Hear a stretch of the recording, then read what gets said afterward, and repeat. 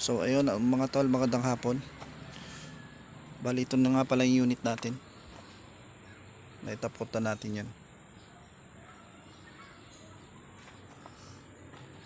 Bali bukas may gagawin na lang tayo dito. Pipinturahan na lang natin yung rim. Yan, 4 na rim yan. Tapos ito yung bumper nyo sa una. Yun na lang ating re-reparin para bukas. Tapos magbubog na tayo nyan mga tol. Tsaka yan, pipinturahan natin ang itim yan. Bali ito nga pala isang munisipyo ng Pinamalayan, sa MSWD. Yan mga tol, rust finish po yan.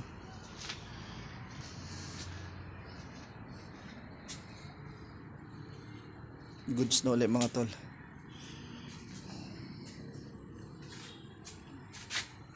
Yun yung kanyang bubong. Tsaka yun. Okay na ulit ito mga tol. Counting himas lang. Kaya ito medyo pogi na ulit. Bali ito nga pala ang kanyang loob. Yan ang kanyang loob.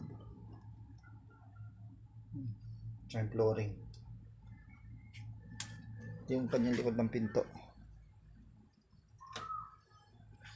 Yan yung ating mga tools gamit. So ayun lang muna mga tol. Muli magandang hapon. Salamat.